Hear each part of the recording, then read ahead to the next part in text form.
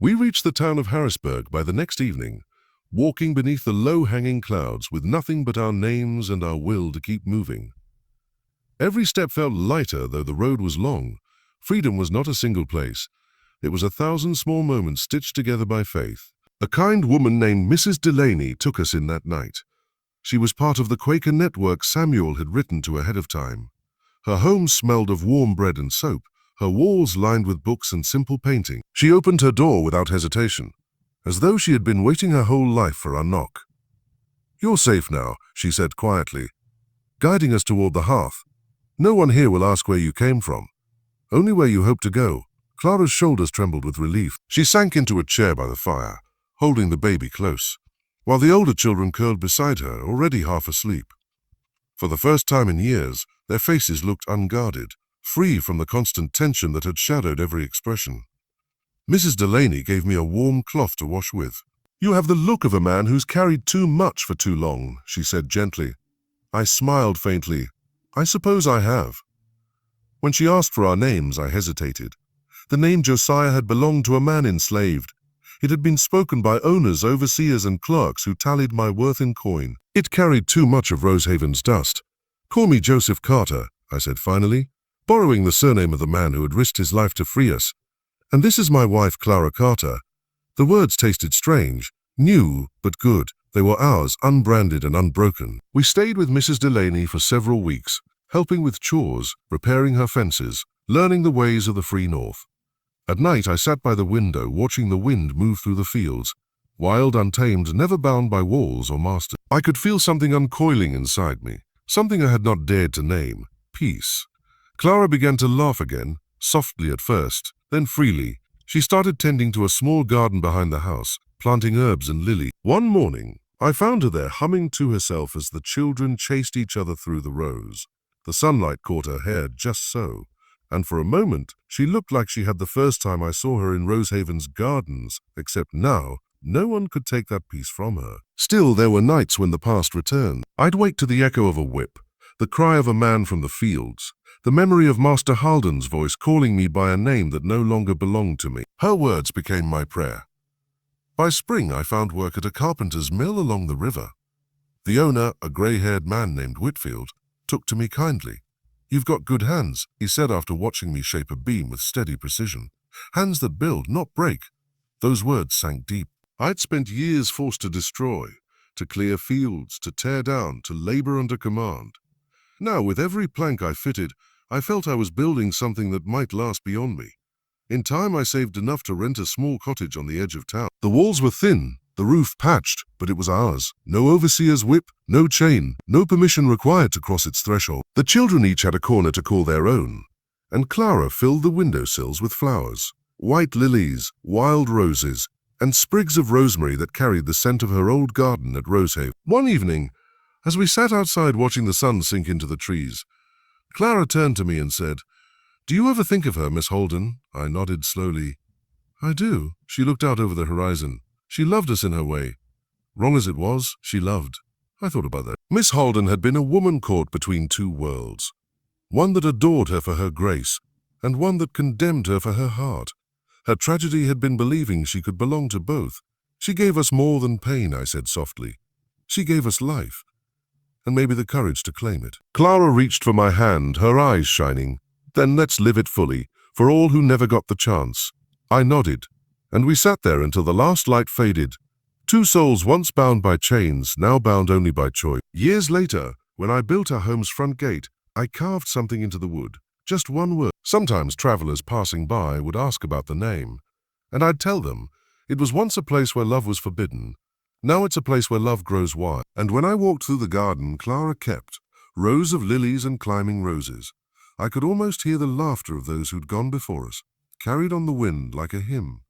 Freedom, I realized, wasn't a single act of escape. It was waking each day with the right to love, to build, to hope, and to never bow again.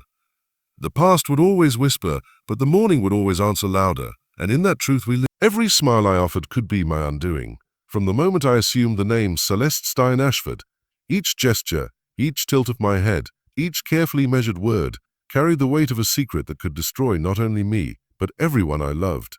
It was a masquerade born of necessity, a delicate, dangerous choreography between fear and desire.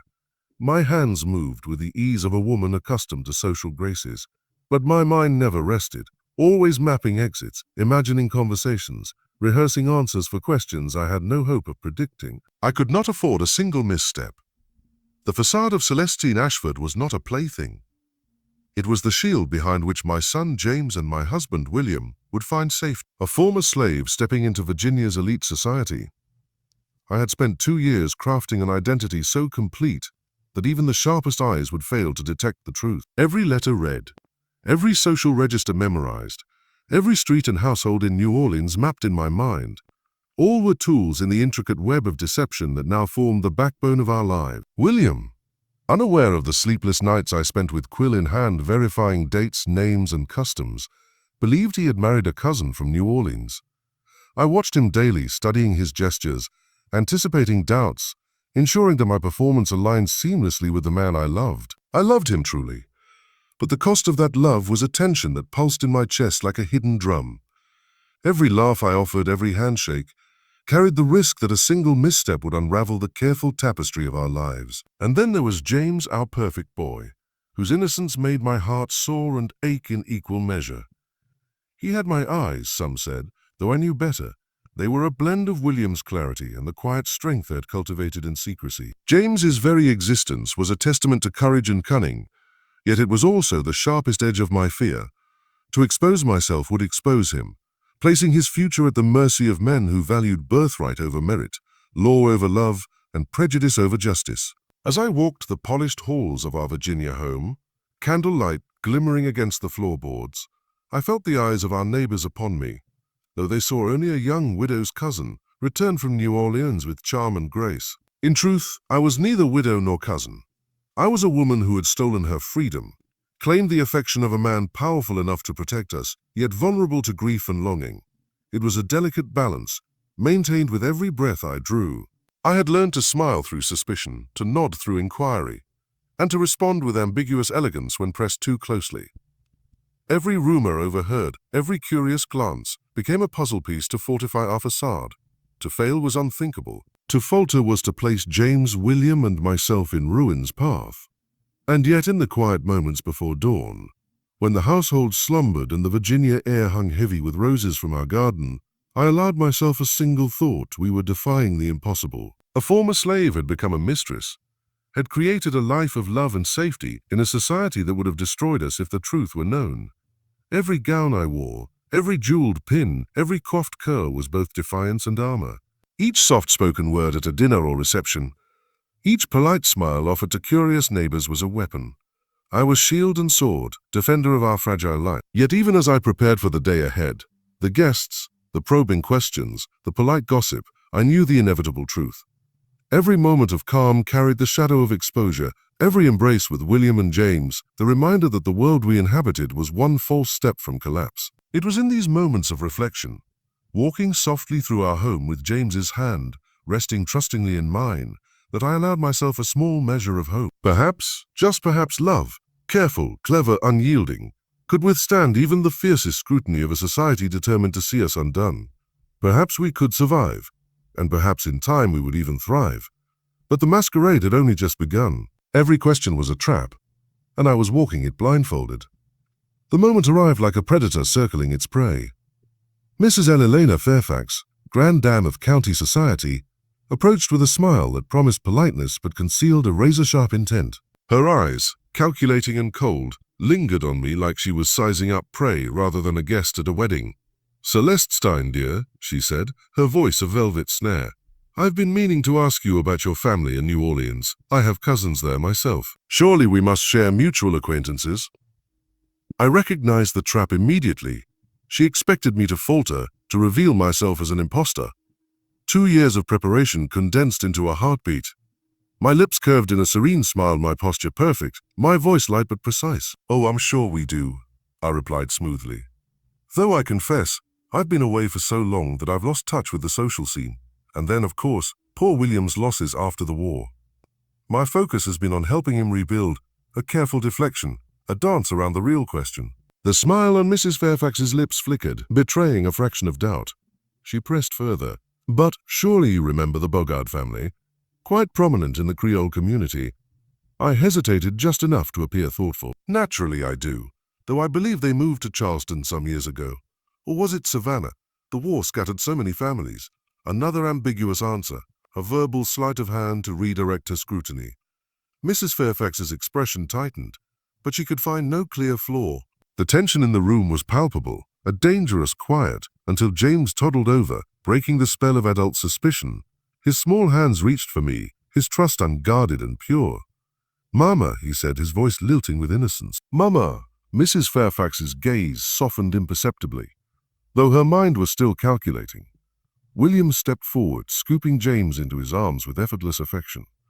"There's my boy," he said, warmth in every syllable. "Have you been charming the ladies while Papa handled business?" James giggled, burying his face in William's shoulder. In that single gesture, the armor we had painstakingly built revealed its strength. Love, real and undeniable, could mask deceit from even the sharpest eyes. "He's a beautiful child," Mrs. Fairfax admitted, her voice grudging yet sincere. William's arm slid around my waist in protective possession. "I'm a fortunate man indeed," he said, as though declaring our victory over suspicion in that small, crowded room. The crisis had passed, for now, but I knew it was only a temporary reprieve. Our careful masquerade would face countless trials as James grew, as our story spread, as curious eyes and suspicious minds sought to unravel the threads of our lives. For now, though, as I watched my son's laughter mingle with his father's pride, I allowed myself a single quiet thought. We had survived. Love had outmaneuvered suspicion and our family remained whole. Yet the shadow of the world outside our home remained, waiting patient for the moment it could strike. Some dangers announced themselves with a slow, deliberate stride. That morning, the Virginia sun burned high and heavy, but it was nothing compared to the chill that ran down my spine when I spotted him. Thomas Hartwell, riding up our drive with the measured precision of a man who carried a weapon sharper than any gun. His eyes scanned every detail of our home, our garden, our lives, like a predator examining a wounded prey before the kill. I watched from the nursery window, James playing at my feet, his bright laughter a cruel contrast to the dread curling in my chest. Hartwell had always been suspicious. Every social encounter, every smile exchanged, every inquiry about my past had been a test. And now he had come not to question, but to act. "Celestine," William called from downstairs, his voice tight, controlled, though the tension underlying it made my heart clench. "Mr. Hartwell is here to see us. Please join us in the parlor." I smoothed my dress, checked my appearance in the mirror, and descended the stairs with the calm I had perfected over 2 years of survival. James toddled beside me, his small hand gripping mine, blissfully unaware of the storm at our doorstep. Hartwell entered like a vulture, tall, thin, and unyielding, his grey hair framing the sharp angles of a face that seemed carved for suspicion. His pale eyes glimmered with the delight of someone who knows the world is about to bend to their will. "Mrs. Ashford," he said, bowing with mechanical civility. Or should I say Celeste? The word hit me like a stone to the chest. Hartwell knew. He had unearthed the truth. I held my composure, allowing only a flicker of curiosity on my face. "I'm afraid I don't understand, Mr. Hartwell," I said smoothly. "My name is Celestine, as you well know." He unfolded a yellowed piece of paper, the unmistakable form of a slave bill of sale. "This document tells a very different story," he said, voice cold and triumphant. "A female slave named Celeste, age 14, sold to Colonel William Ashford in 1857. Height, weight, distinguishing marks, all match perfectly." William's face flushed with anger. "How dare you bring this into my home?" he demanded. "My wife is a free woman. I will not have her insulted by your accusations." Hartwell's smile was sharp, cruel. "Oh, William, we both know it is genuine. And the scar on her left shoulder, the one mentioned in the bill of sale," my hand instinctively brushed the faint mark there. He saw it. "You see, William," Hartwell continued, voice dripping with triumph, "your cousin from New Orleans is actually your former property. And that beautiful child of yours, well, we all know what that makes him." The silence was suffocating. James clung to my skirts, unaware of the adult world collapsing around him. William's jaw tightened, his eyes stormy with fear and rage. I realized then with cold clarity that our perfect deception had shattered. I drew a steadying breath. The game was over. The world outside our home was about to decide our fate, and there was nothing I could do to stop. Sometimes the impossible choice is the only way to save those you love. Hartwell didn't just come to expose us. He came to destroy everything we had built. The moment he left our parlor, the weight of inevitability pressed down on me. William and I stood in silence, James's laughter echoing faintly from the back stairs, oblivious to the storm that had landed on our doorstep. How did he find out? I whispered, my voice trembling despite my efforts at calm. Does it matter? William's tone was hollow, defeated. He knows. Soon everyone else will. We ran through our options, each more impossible than the last. Escape was a dream. With what money, what contacts, what guarantees? The man we had outwitted for years now had the law and the prejudices of our world on his side. Fight back? That would only risk James, risk his future, and risk everything we had worked to protect. We could see no path forward that would allow all three of us to survive unscathed. My heart sank as I realized the cruel truth. One of us would have to sacrifice for the other. I'll run, I said finally, the words tasting like iron on my tongue. I'll disappear. You'll claim that you discovered the deception and cast me out. You'll say that James is your legitimate son by your cousin, and that I was an imposter. William shook his head fiercely. I won't let you face this alone. We'll find a way together. No, I said, my voice breaking even as I forced it steady. James needs you. He needs the Ashford name, the protection, the future you can give him. I am expendable. He is not. That night, as I packed a small bag with the barest necessities, I memorized James's sleeping face. The innocence in his features, the trust in his tiny hands curled around mine. I would give up everything so he could have a life untouched by scandal or prejudice. The sound of approaching horses froze us mid-motion. Through the window I saw Hartwell leading a small group, including Sheriff Morrison and other local planters, witnesses to the destruction he intended to impose. Take James upstairs, I ordered. Keep him away from this. William obeyed silently, cradling our son like a shield between him and the coming storm. James reached for me, calling Mama, Mama, in a voice that nearly broke my resolve. I'll see you again, baby, I whispered, knowing the lie would be the hardest one yet. Mama loves you. Always remember that Mama loves you. When the men entered, Hartwell's triumph radiated in every measured step. Dashford, he sneered. Or should I say Celeste, have you considered your situation? I have, he replied, standing proud though my chest ached with fear and sorrow, and I've decided to tell the truth. The confession I crafted that day was a calculated masterpiece of sacrifice. I was a former slave, yes, but William's son James belonged to the legitimate Ashford lineage. The real Celeste Stein Ashford had died in New Orleans, and I had assumed her place to protect William and secure James's future. Every lie I uttered was designed to shield our child from the destruction that Hartwell would bring. As the men processed my words, I felt a quiet, fierce satisfaction. Our deception had ended, but in that ending, I had created a future for James that no law, no prejudice, no enemy could take away. They can take my freedom, but they cannot take my love for my children. The iron bars closed around me like the jaws of fate. The prison smelled of damp stone and despair, every clang of the gate a reminder that my life as I knew it had ended. I was charged with fraud, theft, and deception. A death sentence for daring to defy the laws of men who believed the natural order was immutable. I had been pregnant for months, carrying the second child of our impossible love, and the guards viewed me with a mixture of fear and disdain. They saw only a slave who had dared to masquerade as a white lady, never considering that my crimes were committed to protect our son, James. I held the small hope that this unborn child might still see the world we had fought to secure, that William could shield her from the harshness of our reality. The birth came in a cold, grey cell. Only a disinterested midwife and a prison doctor attended me. Yet even in that bleakest moment, life insisted on shining through. My daughter, my second child, was born with the same striking beauty that had graced James. William's eyes, my features, a miracle stitched together in secret and sorrow. I named her Hope because even as the prison walls closed in around us, I refused to believe that love could be entirely defeated. For 3 precious days I held her. I memorized the curve of her lips, the softness of her hair, the warmth of her tiny body against mine. Each lullaby I whispered, each gentle stroke of her cheek was a vow. I would protect her, even if I could not remain by her side. And then, as quietly as she had arrived, she was taken from me.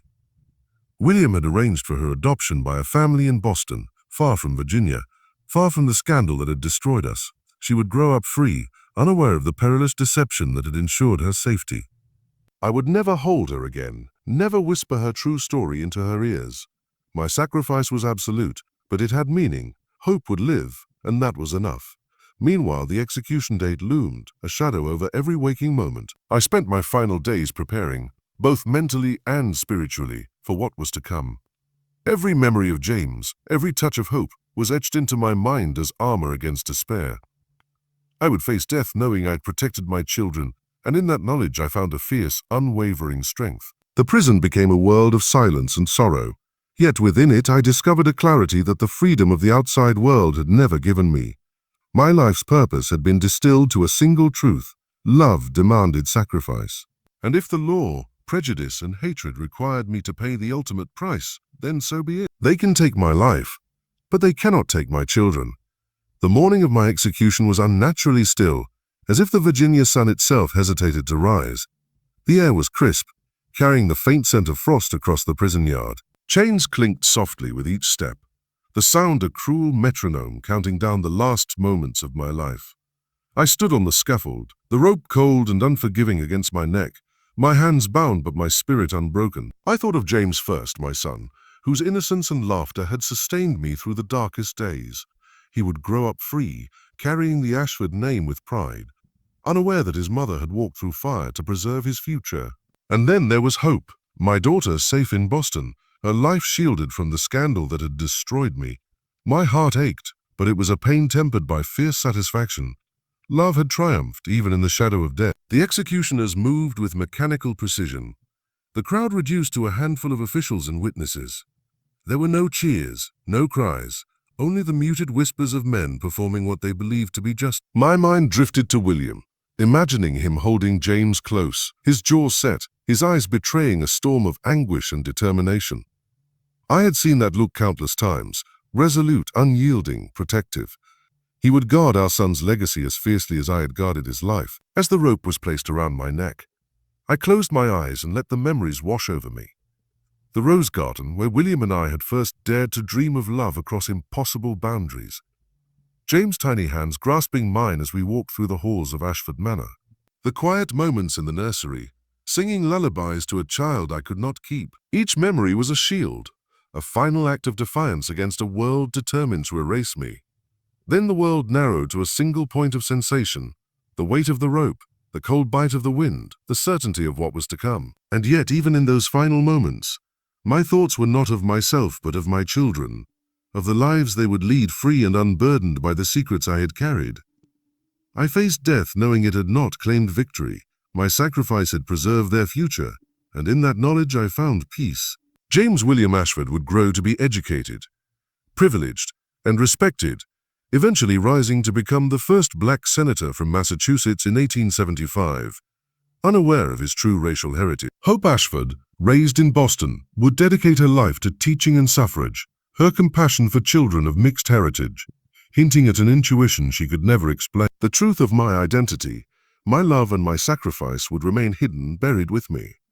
William Ashford never remarried, protecting our children's secrets with the devotion of a man who had lost everything that mattered most. The Ashford plantation fell into ruin, its grandeur fading into memory, leaving behind only whispers of a ghostly woman in white wandering the grounds at dawn. Thomas Hartwell, the man who had exposed our deception, lived to see the ruin his vindictive obsession caused, not just to me and William, but to the entire community. He died bitter and alone, his legacy a cautionary tale of hatred, jealousy, and the cost of enforcing a cruel social order. My story, the story of Celeste, the slave who became Celestine Ashford, would remain buried for over a century, a hidden testament to love's enduring power. It was only rediscovered in 2003, in the forgotten archives of the Richmond courthouse, revealing the impossible choices, the sacrifices, and the triumphs of a woman who defied every boundary for the sake of her children. Even in death, I lived through them. Through James, through Hope, through the legacy of love that refused to be extinguished. Long after the rope snapped tight and the crowd dispersed, the echo of my life lingered in the spaces I had once called home. Ashford Manor, once a symbol of power and wealth, now stood silent, its halls empty, the rose garden overgrown and wild. The grand estate had been sold, debts paid, and the memory of the woman who had dared to step beyond her place nearly forgotten. Yet I was not gone, not entirely. My legacy survived in James and Hope, the children I had given everything to protect. James grew into a man shaped by courage and resilience, his sharp mind and unyielding sense of justice, a reflection of the love and protection I had poured into his earliest days. He would never know the truth of his mother, nor the sacrifices made to secure his future. Yet every success, every triumph, carried a whisper of the strength I had left behind. He rose to prominence, a leader who fought for equality and the rights of those who had been denied, unknowingly honoring my life with every step he took. Hope, too, thrived in a world I had glimpsed only in my dreams. Raised far from the scandal that had consumed Virginia, she became a teacher and advocate for women's rights, her compassion touching generations of children who, like her, needed someone to believe in them. She never knew the full truth of her origins, but somehow I knew she carried my spirit, the stubborn resilience, the courage to challenge injustice, and the quiet power of love that defies every barrier. William, my beloved, bore the weight of our shared secret alone. He never remarried, never allowed another to occupy the place I had held, protecting James and Hope with a devotion that was both beautiful and heart-rending. He died carrying our truth silently, ensuring the story of our children would continue unbroken, while the world remained blind to the full depth of our sacrifice. And what of the world that sought to destroy me? Thomas Hartwell, the man who prided himself on upholding the natural order, did not find the victory he imagined.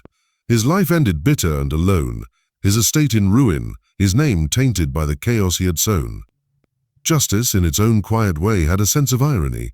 In the years that followed, whispers of my story persisted, legends of a ghostly woman in white, wandering the ruins of Ashford Manor at dawn.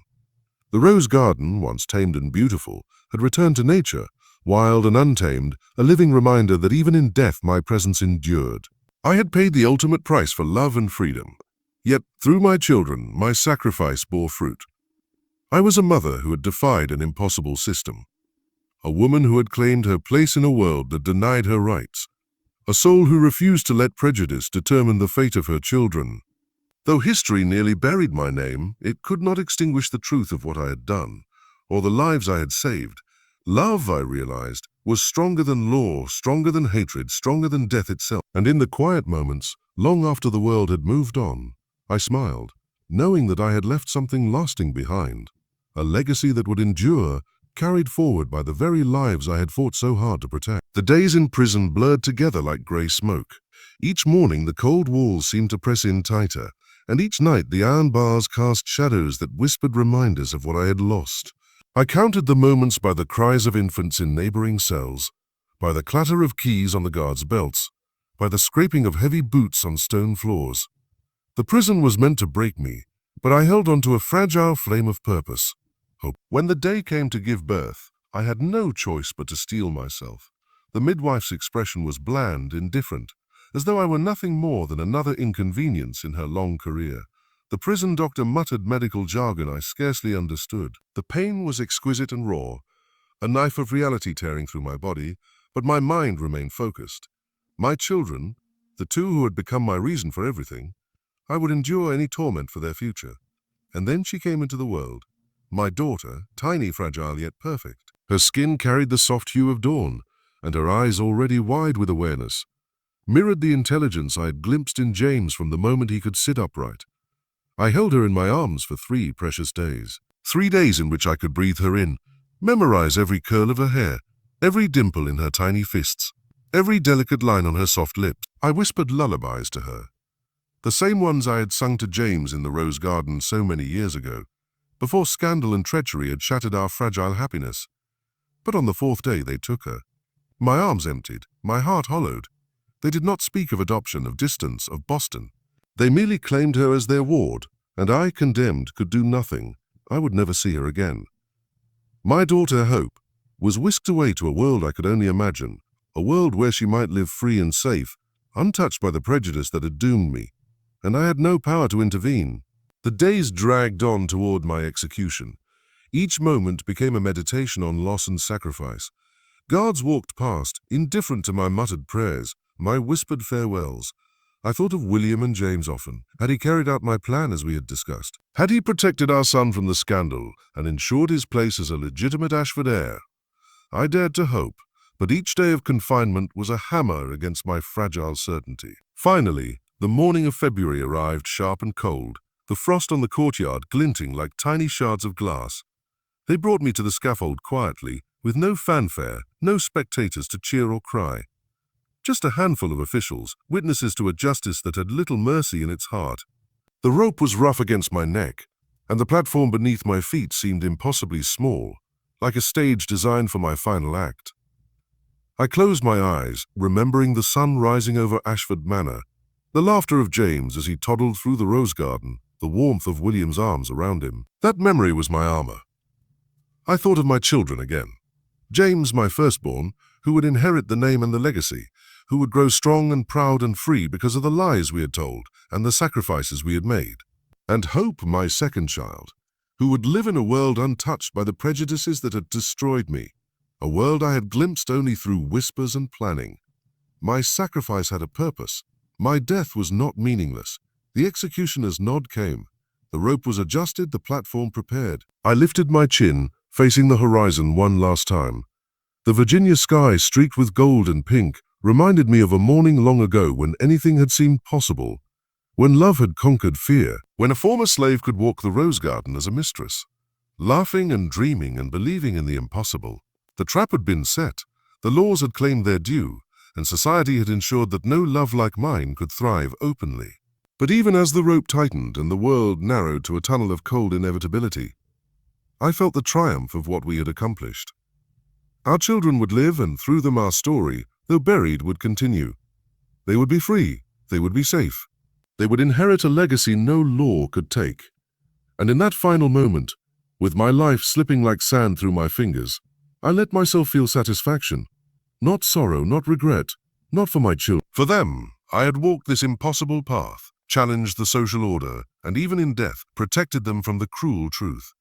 The platform fell, and my body swung, a brief shadow against the pale Virginia sky. But my spirit lingered, tethered not by chains, not by prejudice, but by the enduring love that had driven me, the love that even execution could not erase. I became more than a name, more than a slave, more than a cautionary tale.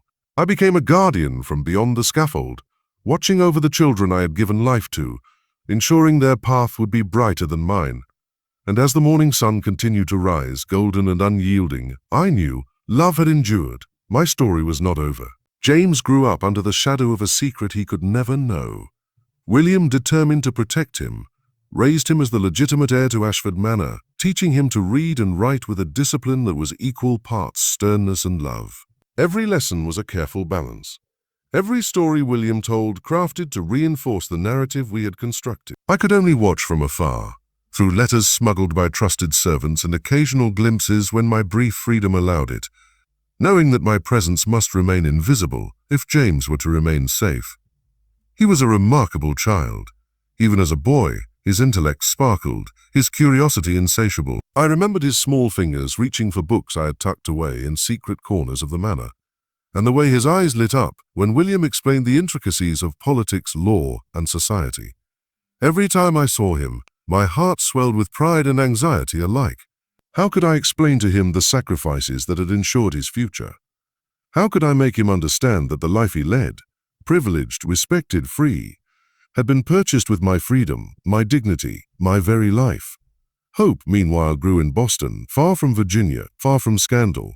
William's arrangements had ensured her adoption by a compassionate family, the Petons, who provided every advantage I could only dream of from my prison cell. Letters from a trusted intermediary told me she was thriving, intelligent, kind, and aware, though ignorant of her true heritage. The separation tore at my heart daily, yet I clung to the knowledge that she was safe, that the world I could not navigate would none the less nurture.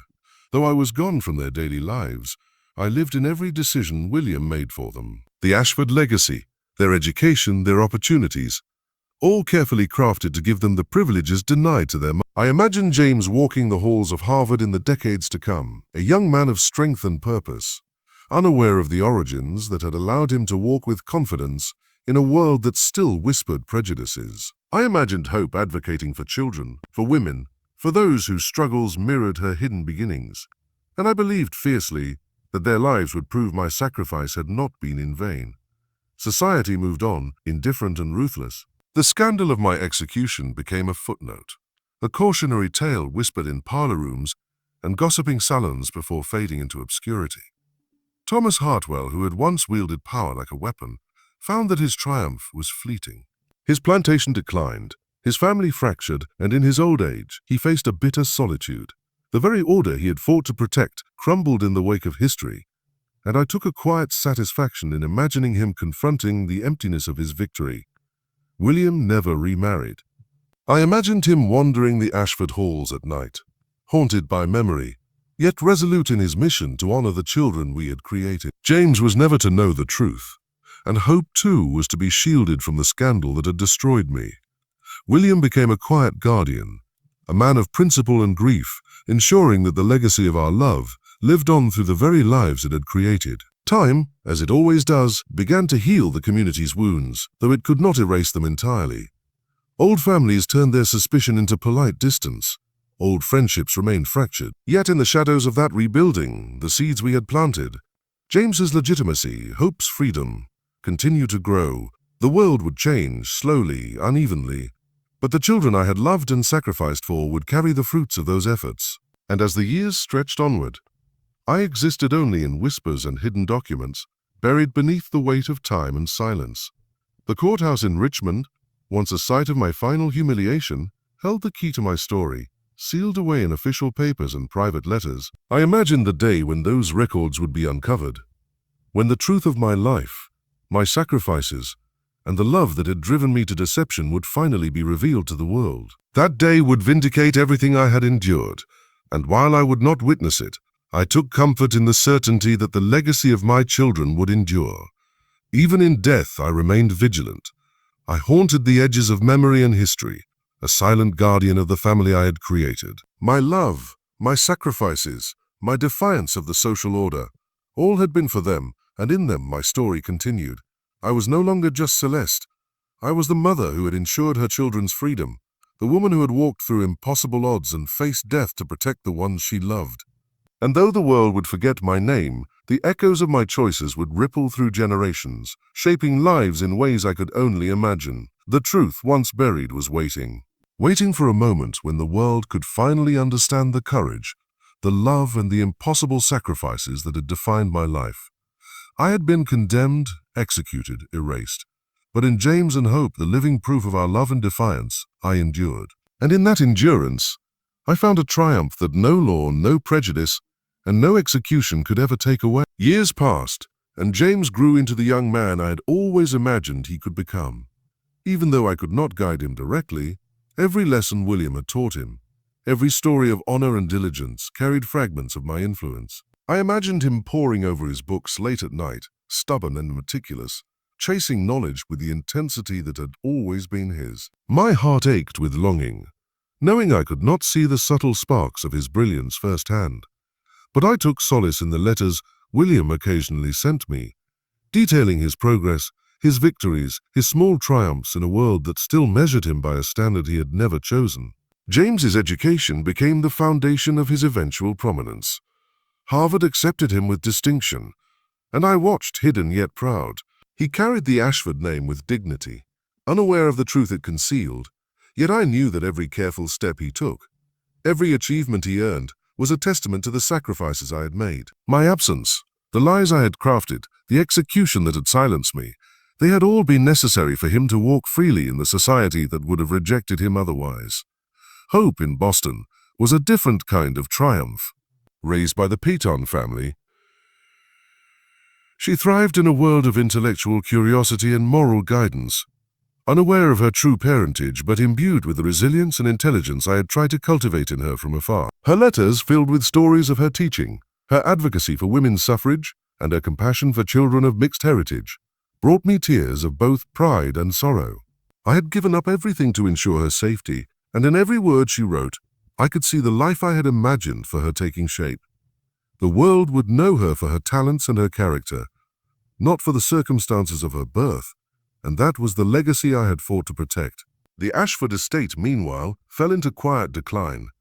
Without my presence and with the shadow of scandal lingering over William, the plantation could not sustain its former glory. But that was a small price compared to the lives we had saved. William continued to manage it as best he could, balancing the protection of James's legitimacy with the realities of a changing society.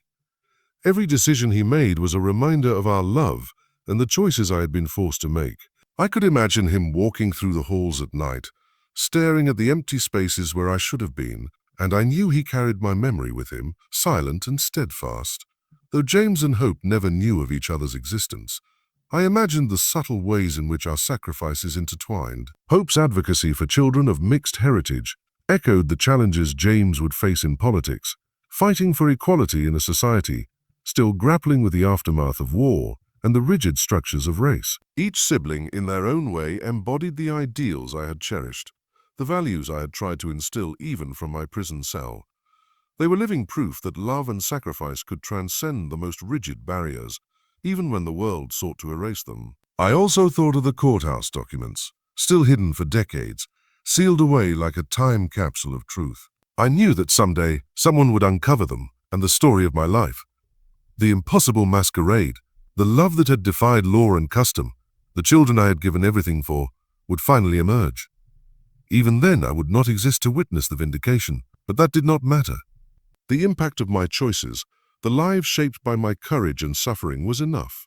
My story would endure in the quiet triumphs of James and Hope, in the ripple of change they would bring to the world, and yet, even with the distance of years, the ache never left me. I imagined the moments they would have shared had I been there. The first steps, the first words, the laughter and tears that bind a mother to her children. I imagined James's hand, steady and strong, guiding him through challenges I had never foreseen. I imagined Hope, fearless and compassionate, reshaping a world that had once been designed to limit her. And in these imaginings, I found a bittersweet solace. My death had not been in vain. It had allowed life, freedom, and opportunity to flourish in ways the world could never have predicted. In those moments, I felt both absent and omnipresent, removed from their daily lives, yet woven into the very fabric of their existence. Every victory, every achievement, every step toward justice and equality that they made was a reflection of the life I had sacrificed. I had become both ghost and guardian, invisible yet powerful, a silent architect of the future. And so I watched in my mind's eye as James and Hope carved out their destinies. I had given them the most precious inheritance I could: freedom, opportunity, and the protection of a name that allowed them to thrive. The world would never know the cost, the depths of the sacrifices, or the love that had made it all possible. But that did not matter. I had done what any mother would do. I had given everything for her children. When the newspapers first printed his name, Senator James Ashford of Massachusetts, I felt the ground of memory tremble beneath me. My boy, the child they once said should never have been born, now stood in the very heart of the nation's power. He spoke with the eloquence of his father and the quiet fire of a man who had carried the invisible burdens of two worlds. Every headline, every speech that echoed through the marble chambers of Congress seemed to carry whispers of my voice, muted by history but still alive in him. I often imagined the day he first entered the Senate floor. The polished marble gleaming beneath his boots, the murmurs of men who could not reconcile his intellect with the color of his skin. Yet James walked with grace, his posture a blend of humility and defiance. He had learned, as I once had, that survival in such spaces required not submission, but careful control. He spoke of unity, of reconciliation, of rebuilding a wounded country after the war. But between his words lay an unspoken message, one carved from the anguish of his mother's silence and the courage of her love. His speeches were filled with vision. He championed education for freedmen, equal rights for all, and the protection of families torn apart by slavery. He believed, perhaps unknowingly, that the nation could heal if it remembered its humanity. Some called him idealistic, others called him naive, but I knew that his hope came from me. I had once believed that compassion could survive cruelty, that love could outlast oppression. He carried that same torch, walking through a world that still measured him by the shade of his skin, yet forced to acknowledge the brilliance of his mind. Hope, on the other hand, had become a teacher unlike any other. In Boston's narrow cobbled streets, her classrooms were sanctuaries. Children of color, once denied the right to read or write, now sat in circles around her, learning letters, arithmetic, and dignity. She fought for the right of women to vote, to teach, to speak without fear. Her words spread beyond the walls of her school, reaching the hearts of mothers and daughters who had once believed their silence was permanent. Hope's compassion was not born of privilege, but of inheritance. Though she never knew her true lineage, she carried within her the same fierce tenderness that had defined my life. The first time she led a suffrage rally in Boston Common, newspapers described her as a woman of luminous strength. I wept as I imagined her standing before the crowd, her voice steady, her resolve unshaken. The world saw her as a symbol of progress, but I saw her as my redemption. Sometimes in my imagination, I pictured the day James might have attended one of her lectures, unaware of who she truly was. Perhaps he felt an odd familiarity in her cadence, a strange warmth in her passion. Maybe their eyes met, two souls unknowingly bound by the same origin, by the same blood that once ran through me. The thought filled me with both joy and unbearable sorrow. Joy that my children had found greatness, sorrow that they would never know they shared the same heartbeat. William lived long enough to witness James's rise, and Hope's reputation spreading through northern circles. Age had softened him, and the once haunted man who carried guilt in his chest now found peace in their achievement. When he died, it was said he left generous donations to both education and abolition causes, perhaps his final penance for the sins of his youth.